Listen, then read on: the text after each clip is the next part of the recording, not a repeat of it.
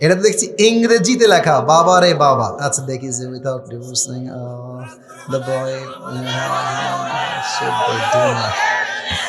আগে কে দিয়েছো? আমি তোমাকে ধমক দিব না, আমি তোমাকে একদমই ধমক দিব না। কে আছো বলবা নাকি ভয় পাচ্ছ? সোনামণি, দাল মে কুছ কালা তো জরুর হ্যায় ইহাঁ পে।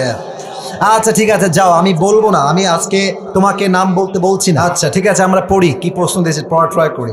আসসালামু আলাইকুম হুজুর, টেক লাভ। ওয়ালাইকুম আসসালাম, প্লিজ আনসার, দয়া করে উত্তর দিবেন। আচ্ছা, আ গার্ল নেমড এ, মানে সে পরিপূর্ণ নামটা উল্লেখ করে নাই, ঠিক আছে। সে লিখেছে marriage a boy named B without her parents permission, মানে একটা মেয়ে এবং একটা ছেলে, এই যে এ দিয়ে বি দিয়ে নাম দিয়ে বুঝাইছে, তারা আব্বা আম্মার পারমিশন ছাড়া বিয়ে করেছে। After some days the girl named A, ওই মেয়েটা, এ নামের মেয়েটা দূরে চলে গেছে। And marriage another boy named C without divorcing the boy named B, what should they do now? That's a very important question.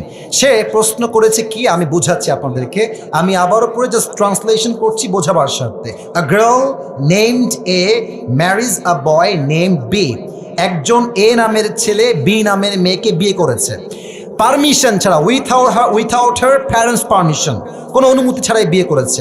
After some days the girl named A marriage another boy, অর্থাৎ যেই মেয়েকে সেই প্রথম যুবক বিয়ে করেছিল, ওই মেয়েটা আরেক যুবককে বিয়ে করে ফেলেছে।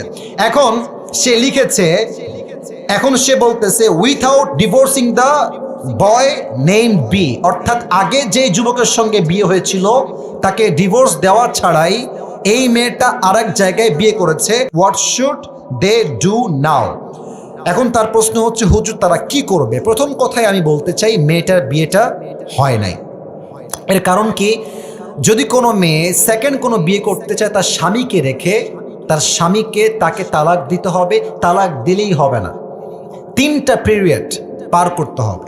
3টা পিরিয়ড যখন পার হবে, তখন স্বামী এবং স্ত্রীর মাঝে রিলেশনশিপটা ফুললি ব্রেকআপ হবে। তখন মেয়েটা চাইলে অন্য কোনো জায়গায় বিয়ে বসতে পারে। এখন সে যে প্রশ্ন করেছে, এই প্রশ্ন হচ্ছে এমন, হুজুর সে ওই প্রথম ছেলেকে ডিভোর্স না দিয়ে আবার আরেক জায়গায় বিয়ে করেছে। আমার মনে হয় যেই মেয়ে প্রথম স্বামীর থেকে ডিভোর্স না নিয়েই অন্য কোথাও বিয়ে বসে যায়, তার চরিত্রে নিশ্চিত ভেজাল আছে যুবক ভাইরা। আর আমি একটা কথা মনে প্রাণে বিশ্বাস করি, বিশ্বাস বড় একটা দামি জিনিস, সস্তা মানুষ বিশ্বাসের মান ধরে রাখতে পারে না। যেই মেয়েটা তোমাকে ডিভোর্স না দিয়েই বিয়ে করেছে, মনে রাখবা ওইটা আসলে সেকেন্ড টাইম তোমার বউ হওয়ার যোগ্যতা রাখে না, ওকে ডিভোর্স দেওয়াই উত্তম হবে। তবে মেয়েটা যদি এখন সত্যি বিয়ে করে সংসার করে, আমি আপনাকে কোরআন দিয়ে বলছি, হাদিস থেকে বলছি, কোরআনের চোখ দিয়ে বলছি, হাদিসের চোখ দিয়ে বলছি, মাসআলার চোখ দিয়ে বলছি, মেয়েটা এখন স্বামীর সঙ্গে থাকলেও জেনা হবে, শুইলেও জেনা হবে।